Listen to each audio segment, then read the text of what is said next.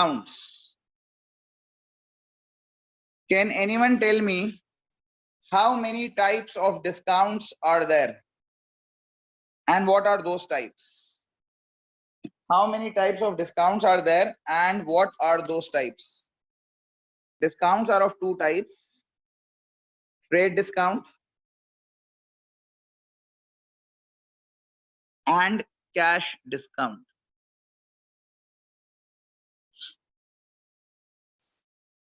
Trade discounts are those discounts that are given or provided because of bulk purchases. Bulk purchase का मतलब होता है to buy in large quantities.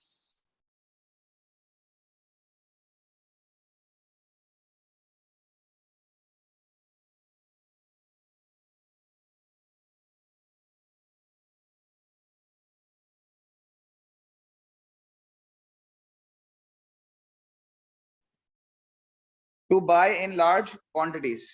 दूसरा वजह होती है गुड बार्गेन पोजीशन, यानी कि customer has a certain advantage over supplier. इन दो वजह से ट्रेड डिस्काउंट मिलता है. या तो आपने ज्यादा क्वांटिटी में माल खरीदा है इसलिए मिलेगा, या गुड बार्गेन पोजीशन में कस्टमर होगा इसलिए मिलेगा. सपोज करें, मैं दोनों बातों का मतलब समझाता हूं. सपोज करें एक यूनिट 5 रुपीस का है, ठीक है. एक कस्टमर ने बोला कि मुझे 2000 यूनिट्स खरीदने हैं, कितने के दोगे? मैंने बोला 2000 इंटू 5 10,000 रुपीज बनते हैं. आप एक काम करो, मुझे 9,800 रुपए दे दो. क्योंकि उसने ज्यादा क्वांटिटी में खरीदा है, इस वजह से मैंने उसको 200 रुपए का डिस्काउंट दिया है. ठीक है. जो ओरिजिनल प्राइस होती है उसको बोलते हैं लिस्ट प्राइस. उसमें से हम माइनस करते हैं ट्रेड डिस्काउंट, तो हमारे पास आती है परचेस प्राइस. लिस्ट प्राइस में से ट्रेड डिस्काउंट माइनस किया जाता है और फिर आती है हमारे पास परचेस प्राइस. ठीक है. अब लिस्ट प्राइस इस चीज की थी 10,000 रुपए, 200 रुपए का ट्रेड डिस्काउंट मिला. क्यों मिला? क्योंकि क्वांटिटी में माल खरीदा था, तो हमारी परचेस प्राइस हो गई 9800. ये बल्क डिस्काउंट है. लेट्स से एक और एग्जांपल लिखते हैं. एक चीज है वो 25,000 रुपए की है. मैंने उसको बोला भाई मुझे तो 6 चाहिए. उसने बोला 6 इंटू 25,000 होता है 150,000. चलो आप मुझे जो है ना वो 145,000 दे देना. क्यों उसने डिस्काउंट दिया? क्योंकि मैंने ज्यादा क्वांटिटी में माल खरीदा है, तो उसने मुझे 5,000 रुपए का डिस्काउंट दे दिया. तो मेरी लिस्ट प्राइस जो थी वो थी 25,000 रुपए एक यूनिट की, तो 6 यूनिट्स की लिस्ट प्राइस हो गई 150,000. मुझे उसने ट्रेड डिस्काउंट दिया 5,000 रुपए का, and eventually 145,000 is my purchase price. ठीक है. अब इंपॉर्टेंट बात बोलने जा रहा हूं. Trade discount is not recorded anywhere in the books of accounts. हम ट्रेड डिस्काउंट को बुक्स ऑफ अकाउंट्स में रिकॉर्ड नहीं करते. trade discount is not recorded anywhere in the books of accounts because the purchase price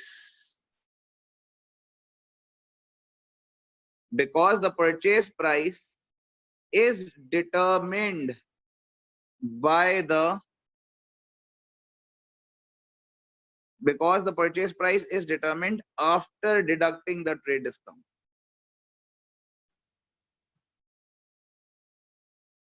क्योंकि trade discount deduct करने के बाद purchase price आती है, इसलिए ट्रेड डिस्काउंट को कहीं पे भी नहीं लिखते, क्योंकि हमसे पूछा जाएगा कि माल कितने का खरीदा, तो हम कहानी नहीं सुनाएंगे कि 150,000 का था, 5,000 का डिस्काउंट मिला, 145,000 का माल मिला। हम बोलेंगे माल कितने का था, 145,000 का था, क्योंकि हमारी परचेज प्राइस ये है। तो ये एग्जांपल मैंने आपको दी बल्क बाइंग की, ज्यादा क्वांटिटी में खरीदने की वजह से डिस्काउंट मिला। गुड बार्गेन पोजीशन क्या होता है? आजकल बकरा ईद का सीजन है, ठीक है, आप मंडी गए, मवेशी मंडी, जानवर खरीदने के लिए, आपने जानवर पसंद किया, आपको बहुत पसंद आया, आपने बहुत बार्गेन करी, उसने ज्यादा कोई कमी पेशी नहीं करी, क्योंकि उसने बोला भाई मैं तो इतने का ही दूंगा। अचानक से बारिश शुरू हो गई और बहुत तेज बारिश शुरू हो गई। अब जो कस्टमर है, he has a good bargaining position over the seller, क्योंकि उसको पता है कि अगर ये जानवर बारिश में भीग जाएंगे तो ए बीमार हो जाएंगे, दूसरा मवेशी मंडी में कीचड़ कीचड़ हो जाएगा, तो कस्टमर अब मवेशी मंडी का रुख करना उसके लिए पॉसिबल नहीं है, रास्ते खराब हो जाएंगे, रास्ते टूट जाएंगे, पानी भर जाएगा, वो मंडी में एंटर नहीं हो पाएगा। तीसरा उसको ये पता है कि अगर कस्टमर्स आएंगे नहीं तो जो ये सारे सेलर्स हैं मवेशी मंडी वाले, इन सबको अपना माल वापस लेके जाना पड़ेगा, बिकेगा नहीं वो माल, और वापस ले जाना बहुत मुश्किल होता है। एक तो आने जाने का खर्चा दोबारा लगता है, दूसरा अगले साल इस जानवर की उम्र बड़ी हो जाती है और बड़ी उम्र का जानवर पसंद नहीं किया जाता, ठीक है, तो अगले साल ये इतनी आसानी से बिकेगा नहीं। अगला प्रॉब्लम ये है कि सेलर को अगले साल पूरा साल इस जानवर की देखभाल करनी पड़ेगी, उसको खाना खिलाना पड़ेगा, उसके और खर्चे देने पड़ेंगे। सो पूरा साल, एक साल और उसको खर्चा करके वापस लाके बेचना इज प्रैक्टिकली इम्पॉसिबल। तो जैसी ही बारिश हुई, customer is now has a good bargain position because he knows कि सेलर अब मजबूर हो गया है, ना वो इस जानवर को वापस ले जा सकता है, ना लोग अब मंडी आने का रुख करेंगे इमीडिएटली, बीमार होने का डर है, और पूरे साल का खर्चा सेलर के दिमाग पे है कि अगर ये जानवर बिका नहीं तो पूरे साल का खर्चा होगा। So eventually the customer is at a good bargain position. तो वो जानवर जिसके वो 1.5 लाख रुपए मांग रहा था, और जो आप सोच रहे थे कि यार मुझे 1,20,000 रुपए में भी दे देगा तो मैं खुशी खुशी खरीद लूंगा, अब आप इतनी गुड बार्गेन पोजीशन पे हैं कि आप वो जानवर 1 लाख रुपए का ले आए और आपको 50,000 का ट्रेड डिस्काउंट मिला, ठीक है। उस जानवर की लिस्ट प्राइस थी 150,000। आपने जानवर बल्क में नहीं खरीदा, आपने एक ही जानवर खरीदा है, लेकिन आपके पास क्योंकि बार्गेन पोजीशन अच्छी हो गई, बारिश ने आपका साथ दे दिया, तो आपको ट्रेड डिस्काउंट मिल गया 50,000 का और 100,000 आपकी परचेज प्राइस हो गई। अब अगर आप बुक्स ऑफ अकाउंट्स में इस जानवर को लिखोगे तो आप लिखोगे एनिमल डेबिट, या वो भी जो भी, हम अकाउंटिंग एंट्री फिलहाल नहीं कर रहे, लेकिन आप उसको कितने रुपए का रिकॉर्ड करोगे? 1 लाख रुपए से का रिकॉर्ड करोगे। कोई आपसे पूछेगा भाई कितने का लिया, तो आप इतनी कहानी तो नहीं सुनाओगे 1.5 लाख रुपए का था, 50,000 का डिस्काउंट मिला, 1 लाख रुपए का लिया। आप बोलोगे लाख रुपए का मिला। ये आपको ज्यादा शो मारने का शौक होगा, बोलोगा भाई ने तो उसको 1.5 लाख रुपए का लिया है भाई, तो भाई आप, वो आपकी मर्जी है, लेकिन at the end of the day this is recorded in the books of accounts. कितने का था, कितना डिस्काउंट मिला is not the concern.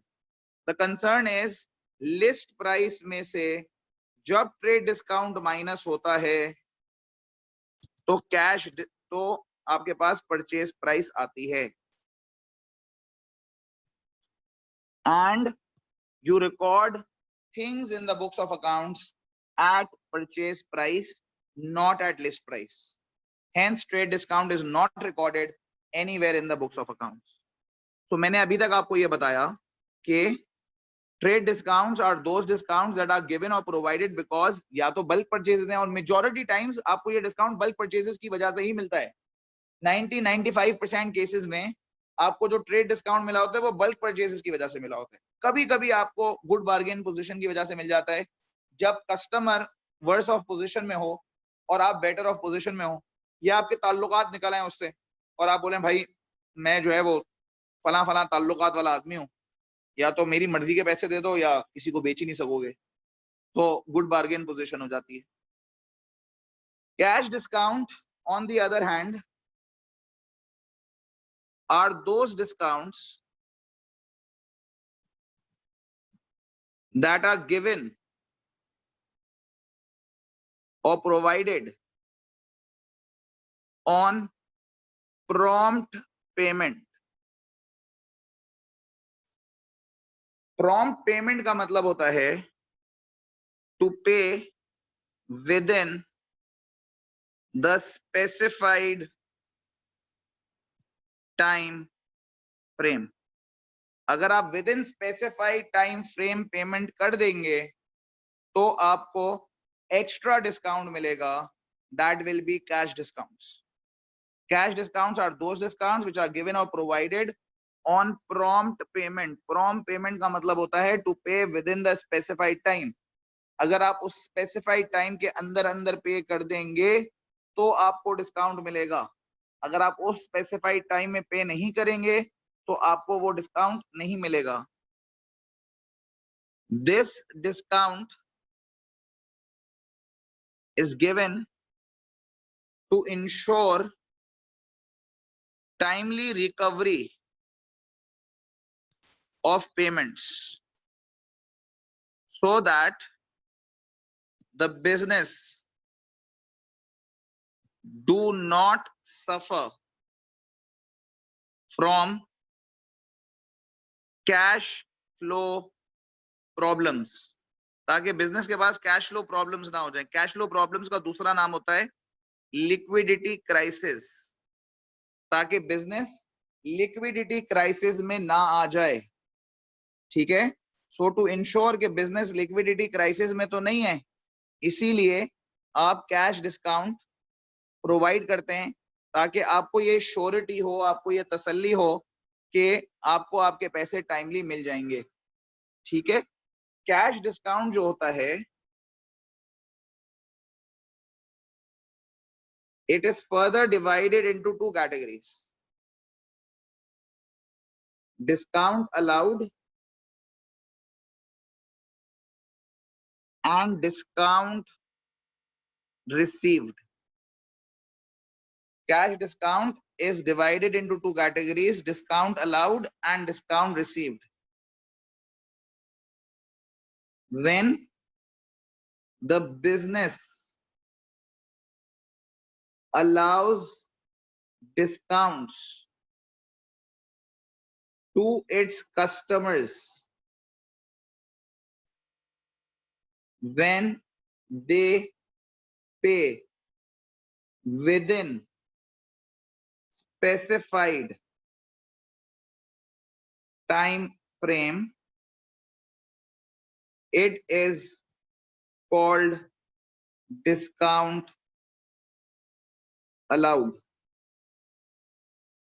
When the business allows discounts to its customers when they pay within specified time frame is called discount allowed.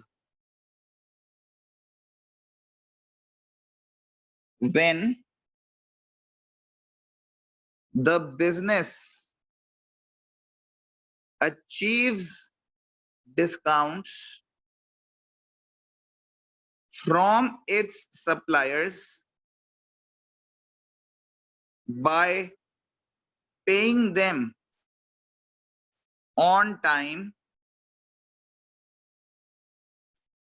It is called discount received.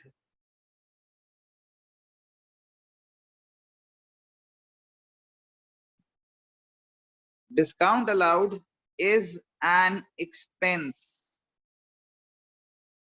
for the business. Discount received is an income या revenue for the business. So क्या मैं safely ये बोल सकता हूं कि discount allowed is a revenue expenditure and discount received is a capital expenditure.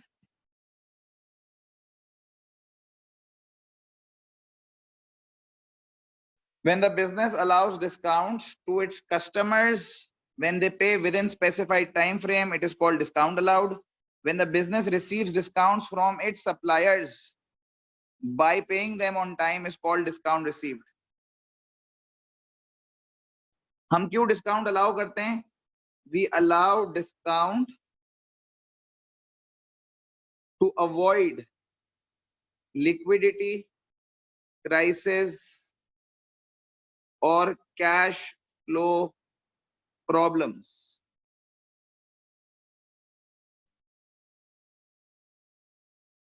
हम क्यों डिस्काउंट रिसीव करना चाहते हैं?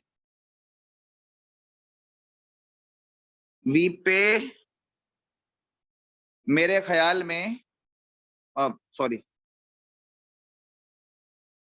Discount received is a revenue receipt. मैंने गलती से कैपिटल एक्सपेंडिचर बोल दिया था, स्लिप ऑफ टंग थी वो. Discount received is a revenue receipt. We pay suppliers on time to achieve extra revenue. We pay मैंने अभी तक सवाल पूछने का राइट किसी को भी नहीं दिया. We pay suppliers on time to achieve extra revenue so that profits could increase. ठीक है. तो मैंने बोला कि डिस्काउंट अलाउड क्या होता है? जब बिजनेस अपने कस्टमर्स को जल्दी पे करने की वजह से डिस्काउंट दे दें तो उसको डिस्काउंट अलाउड बोलते हैं. Discount allowed expense of the business होता है, और अगर कोई चीज एक्सपेंस ऑफ द बिजनेस हो, day to day running cost का हिस्सा हो, तो वो discount allowed is a revenue expenditure.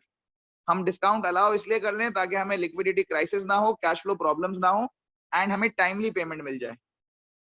When the business achieves discounts from its suppliers से डिस्काउंट मिल रहा है, क्यों? क्योंकि हम उसको टाइमली पे कर लें, तो उसको डिस्काउंट रिसीव बोलते हैं. Discount received as an income और रेवेन्यू फॉर द बिजनेस. अगर ये रेवेन्यू फॉर द बिजनेस है तो इसका मतलब ये रेवेन्यू रिसीट है. ठीक है, क्योंकि जो चीज इनकम जेनरेट करे, ऐसी रिसीट जो इनकम जेनरेट करके दे, वो रेवेन्यू रिसीट होती है. We pay suppliers on time so that we get extra revenue and profits could be increased. We allow discounts ताकि हमें जल्दी पैसे मिल जाएं. We try to get discounts ताकि हमें extra profit मिल जाए. So जब मैं अपनी परचेज प्राइस में से कैश डिस्काउंट माइनस करूंगा तो मेरे पास आएगा अमाउंट पेड. एक फॉर्मूला था, list price minus trade discount is purchase price. हम बुक्स ऑफ अकाउंट्स में लिस्ट प्राइस को भी नहीं लिखते, ट्रेड डिस्काउंट को भी नहीं लिखते, लेकिन परचेज प्राइस को लिखते हैं. परचेज प्राइस डिटरमिन हो जाने के बाद अगर हम टाइमली पे कर दें तो कैश डिस्काउंट होता है, और purchase price minus cash discount amount paid होता है. ठीक है. अब अगर किसी का कोई सवाल है तो वो पूछे, वरना मैं एग्जाम्पल्स करवाऊंगा जिसके अंदर ट्रेड डिस्काउंट भी होगा, कैश डिस्काउंट भी होगा, विद इन टाइम कैसे पेमेंट होती है उसका मतलब भी समझ में आएगा और पूरा सिनेरियो क्लियर हो जाएगा। लेकिन अगर अभी तक कोई थियोरेटिकल एलिमेंट में डिस्काउंट के हवाले से कोई सवाल है, so you can ask. Hamad, I hope अब आपके सवाल का जवाब आपको मिल गया है। लेट्स से एक बिजनेस, अच्छा, before I give the example, it's also important to make you understand something, वरना ये कंफ्यूजन भी दिमाग में होती है। सेलर या सप्लायर, बायर या कस्टमर?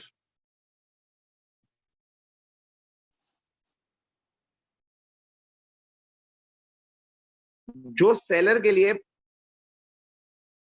सेलिंग प्राइस है वो बायर के लिए परचेज प्राइस है।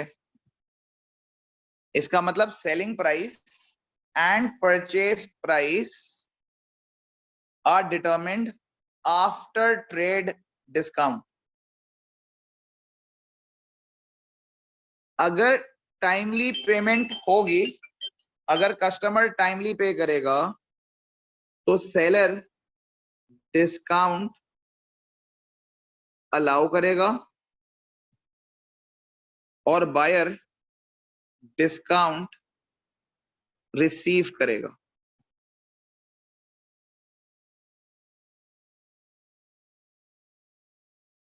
सेलिंग प्राइस के में से अगर डिस्काउंट अलाउड माइनस कर देंगे, जो पैसे आएंगे that will B amount received by the seller and that will be amount paid by the buyer. Seller supplier होता है, बायर कस्टमर होता है। सेलर के लिए सेलिंग प्राइस होती है, बायर के लिए परचेज प्राइस होती है। सेलिंग प्राइस और the purchase price is determined after trade discount. अगर बायर टाइमली पे करेगा तो वो डिस्काउंट रिसीव करेगा और उसको डिस्काउंट देगा कौन? सेलर देगा। तो सेलर के लिए वो डिस्काउंट अलाउड होता है, बायर के लिए डिस्काउंट रिसीव्ड होता है। डिस्काउंट के बाद जो पैसे आएंगे, सेलर को पैसे मिलेंगे, उसके लिए अमाउंट रिसीव्ड है, बायर के लिए अमाउंट पेड है। तो प्लीज ध्यान रखिएगा, हम अकाउंटिंग कर रहे हैं अपने बिजनेस के पर्सपेक्टिव से। दूसरा बंदा क्या कर रहा है वो हमारा कंसर्न नहीं है। We do accounting from our business perspective.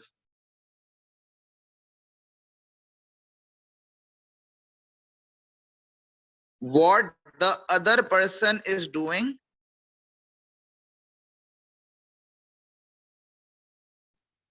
is not our concern. We do accounting for our business from our business perspective. What the other person is doing is not our concern. ये हमारा concern ही नहीं है दूसरा बंदा क्या कर रहा है। When we sell goods, we are seller and hence allow discounts. When we buy goods, we are buyers and hence receive discounts on timely payments.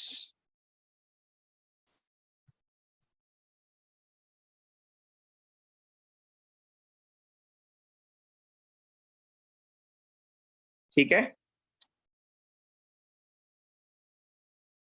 Okay. अब एग्जाम्पल कोट कर रहा हूं। Let's say a business started on 1st January 2020.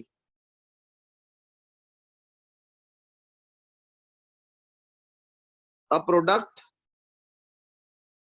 of the business has list price of $20.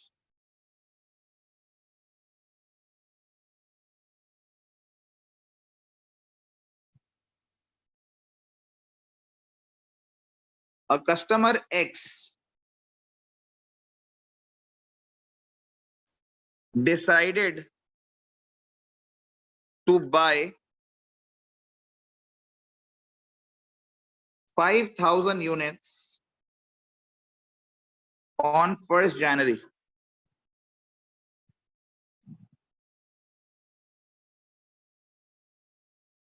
एक unit कितने का था? $20 का.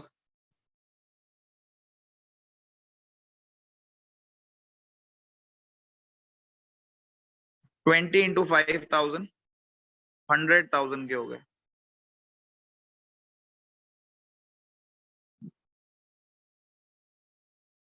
X ने बोला भाई मैं इतना सारा माल खरीद रहा हूं, कुछ डिस्काउंट तो दो. आपने एक्स को बोला कि चलो तुम जो है वो 5% ट्रेड डिस्काउंट ले लो, क्योंकि तुमने इतना सारा क्वांटिटी में खरीदा है, मैं तुम्हें 5% ट्रेड डिस्काउंट देता हूं. तो 100,000 का 5% होता है 5,000. 5,000 रुपए का उसको ट्रेड डिस्काउंट मिल गया, तो ये बन गया 95,000. ठीक है. बिजनेस ने बोला इफ यू पे, क्रेडिट पे माल बेचा, ठीक है, क्रेडिट सेल हुई है मतलब उधार पे माल बेचा गया. इफ यू पे with in 10 days you will get a further discount of 10%. If you pay within 11 to 25 days, you will get a further discount of 5%.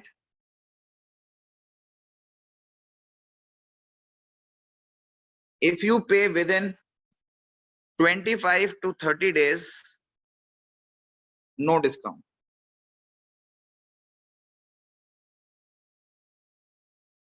और एक और क्लॉज भी है हाथ के हाथ, वो भी बता देता हूं. इफ यू पे after 30 days, extra amount will be charged of 2%. अब ये कंपनी की पॉलिसी है, अगर आप 10 दिन के अंदर पे करेंगे तो 10% डिस्काउंट मिलेगा, 11 to 25 डेज में देंगे तो 5% डिस्काउंट मिलेगा, 25 to 30 डेज में देंगे तो नो डिस्काउंट मिलेगा, एंड इफ यू पे after 30 days extra amount will be charge of 2%. अब एक्स ने ये माल खरीदा था, आपको बोला है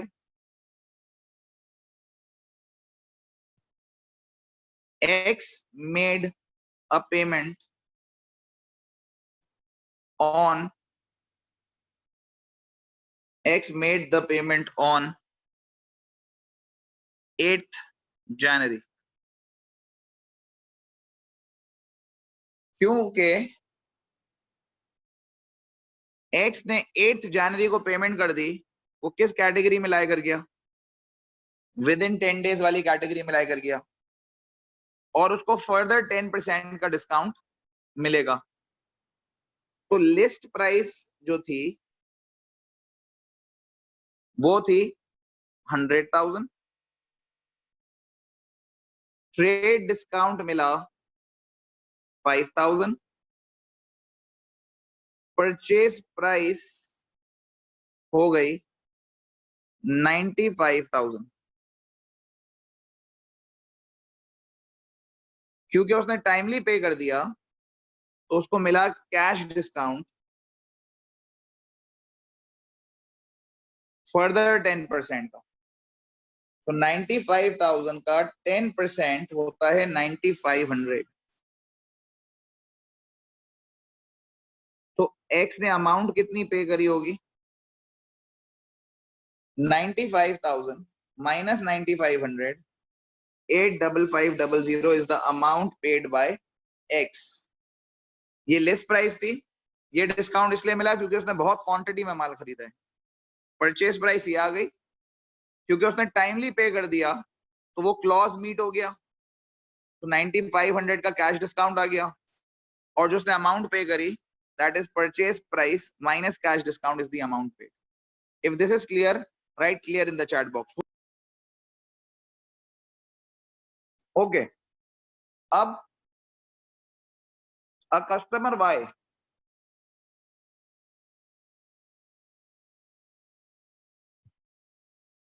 decided to buy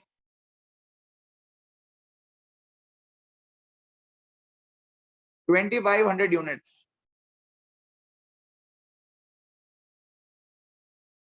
एक यूनिट $20 का,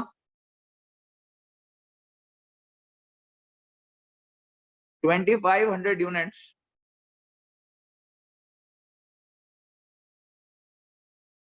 50,000 के। ये हो गई लिस्ट प्राइस।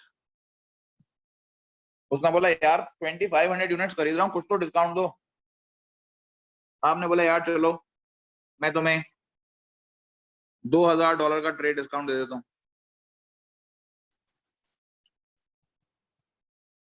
तो आपने $2,000 का ट्रेड डिस्काउंट दे दिया, ये आ गई परचेज प्राइस।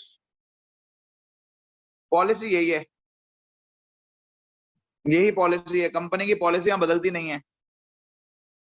इसको भी यही बोला, if you pay within 10 days you will get a further discount of 10%, if you pay within 11 to 25 days you will get a discount of 5%, if you pay within 25 to 30 days no discount, and if you pay after 30 days extra amount will be charged of 2%. उसने बोला ठीक है। तो उसके बाद जो है तो एक्स्ट्रा डिस्काउंट ऑफ 2%, तो उसने क्या किया, उसने पेमेंट करी, Y made a payment on Y made a payment on 23rd Jan. अगर Y ने पेमेंट करी 23rd Jan को, तो वो किस कैटेगरी में लाई करेगा? वो 11 to 25 डेज वाली कैटेगरी में लाई करेगा, and hence he will get a discount of 5%. So a purchase price is determined as 48,000. Cash discount is 5%, which is 2,400. 48,000 का 5% is 2,400, and amount paid will be 45600. यहां तक अगर कोई प्रॉब्लम तो काइंडली आइडेंटिफाई करिए। If there is no problem write clear in the chat box. Okay, so third example. अब एक आदमी है जी,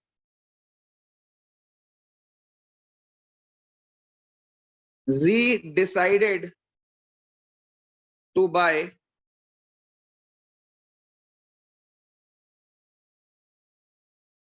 1,125 units.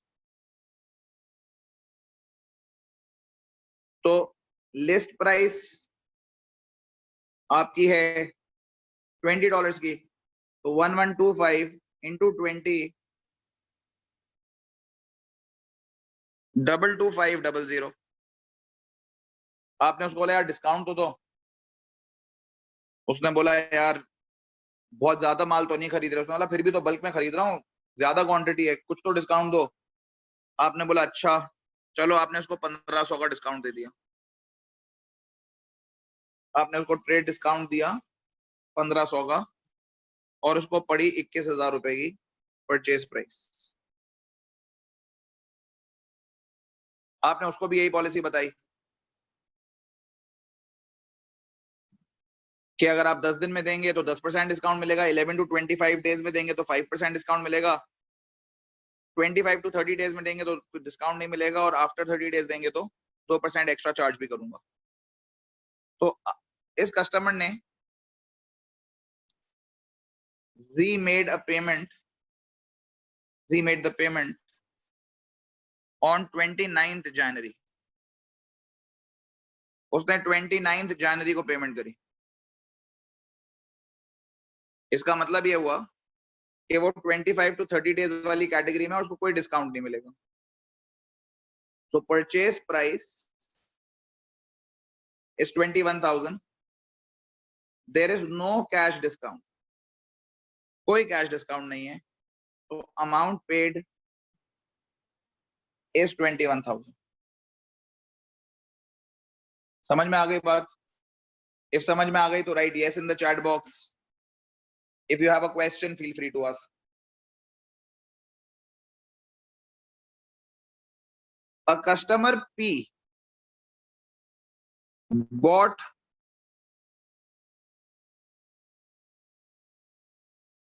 725 units on 1st January. एक यूनिट वही $20 का, 725 into 20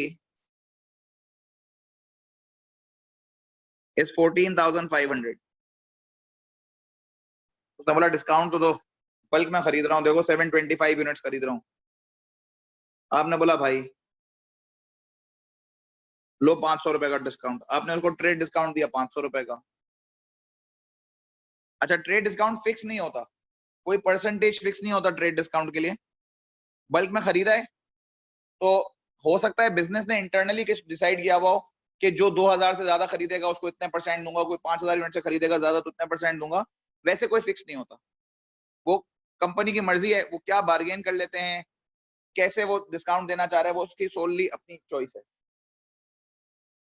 So 14,000 is the purchase price. P made the payment on 15th Feb. P ने payment करी 15th Feb को। अब पॉलिसी तो यही थी, तो he paid after 30 days. 1st जनवरी को खरीदा और आफ्टर 30 डेज को पे किया, तो इसका मतलब एक्स्ट्रा 2% चार्ज होगा। जो एक्स्ट्रा 2% चार्ज होगा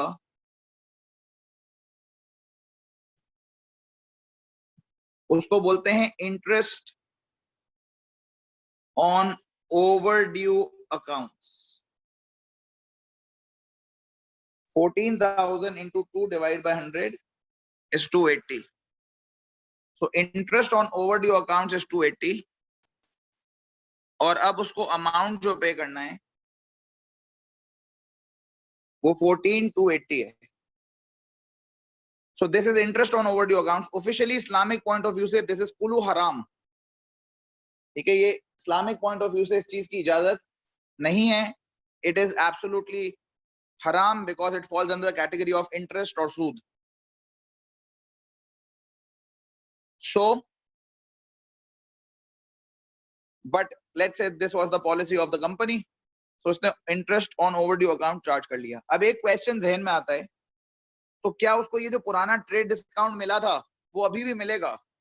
भाई देखें, जो ट्रेड डिस्काउंट है उसका कैश डिस्काउंट से कोई ताल्लुक नहीं है। ट्रेड डिस्काउंट बल्क परचेजेस की वजह से मिला था, कैश डिस्काउंट टाइमली पेमेंट करने की वजह से मिल रहा है।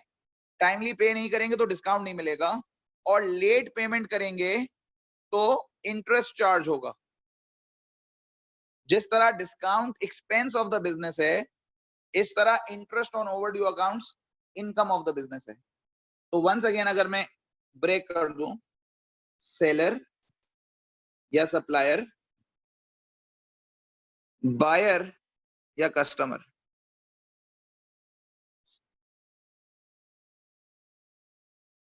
सेलर के लिए जो इंटरेस्ट ऑन ओवरड्यू अकाउंट्स है वो इनकम है, रेवेन्यू है, क्योंकि उसको एक्स्ट्रा पैसे मिल रहे हैं। बायर के लिए interest on overdue accounts expense है, क्योंकि उसको एक्स्ट्रा पे करना पड़ रहा है। तो यानी कि ये है रेवेन्यू रिसीट और ये है revenue expenditure. Is this clear? समझ में आ गया? कोई सवाल है तो प्लीज पूछिए। Anything which is not clear